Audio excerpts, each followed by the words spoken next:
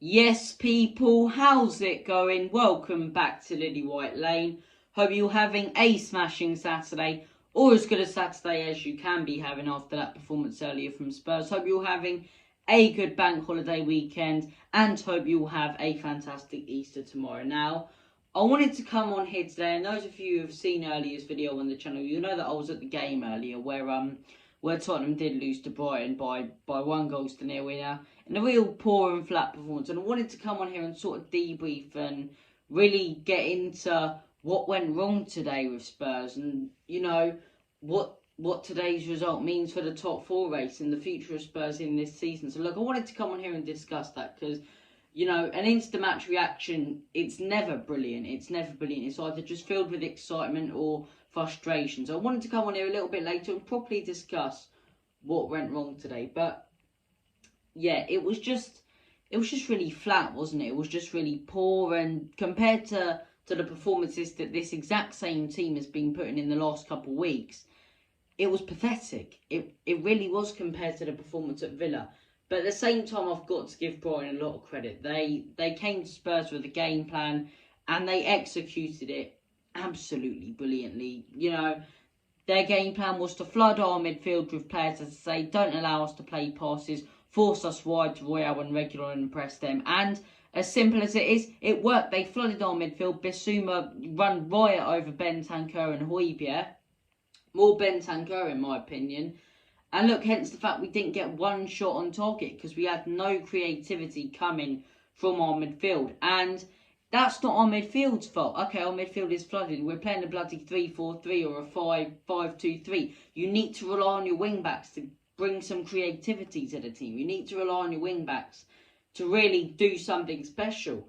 But they really didn't today. They either passed it back to Dyer or Romero, just keeping their own statistics safe for the passing game, or just smashing it long, fingers crossed and hoping for the best. There was no real creativity there. There was no real idea from our wing-backs today. And, we deserved to lose. We deserved to lose. It had 0-0 written all over it. A last-minute winner from Trossard. Our wing-backs again, it's a simple clearance, head it away, soft header, poor defending, balls bounced about the penalty area like a volleyball. Someone clear it away, great, 1-0 down. And I thought these sorts of performances and days were past us, at least for the rest of the season. Now, I don't think this is going to be a continuous thing. Fingers crossed, touch wood, it isn't. But I think today was genuinely a one-off performance. And I think there's a lot of things that could have influenced this. Brighton weren't brilliant. Spurs weren't brilliant.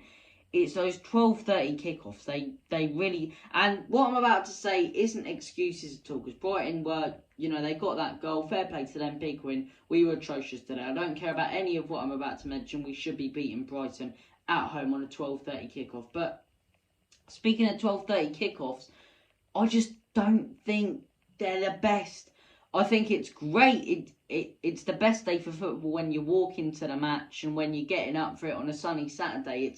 It's the best. But when you're inside the stadium, the atmosphere is a little flat. Not only that, but with a 12:30 kickoff, the issue is as well. I'm not now players. We always have a go at them, but I'm not really sure players enjoy having their pre-match meal for breakfast either. It's like wake up, okay, match day. I think 3 o'clock or especially a 5:30 kickoff or a 4:30 massively suits Spurs. We seem to play better when we get more time to sort of rest and arrive. Another thing that could have potentially influenced today's performance, Kane, atrocious today. Could that still be some jet lag, some jet lag coming off from that master trip? I don't know why Conte allowed him to go. I really don't. I don't care how much Kane wanted to go to the Masters. You've got to sort of be assertive and go, this could affect our season. And I'm not sure if that was what it was tonight, but it could have been. It could have been jet lag, time differences or whatever. It could have been his child keeping him up. You don't know. So he was really off it today, Kane. I don't think he'll always be like it. I think it's a real one-off for him. Another, Bentancur today, really, really poor. Slow on the ball, wasn't completing passes like he normally does. And that's because Brighton just flooded our midfield, like I say. Conte as well, it's not an excuse what I'm about to say. Like I said a second ago, none of these are excuses. They're just reasons why we might not have been so good or so consistent like we have been recently. Conte's had COVID a week. Maybe the training sessions haven't been too good, hence the fact we lack that creativity. We were just passing it about all day long. And look, we were made to pay in the end. Did Brighton deserve a win? No. Did we deserve a win? No. It had 0-0 written all over it, and I think 0-0 would have been a fair result. But it's a frustrating one. Luckily, there's a team in North London at the minute, and I say at the minute, fingers crossed they don't decide to switch it on, Mikel Arteta's Arsenal team. Even though we've lost today, you can always get cheered up by Arsenal. And them losing today means that today's loss, in retrospective, means nothing. It truly does.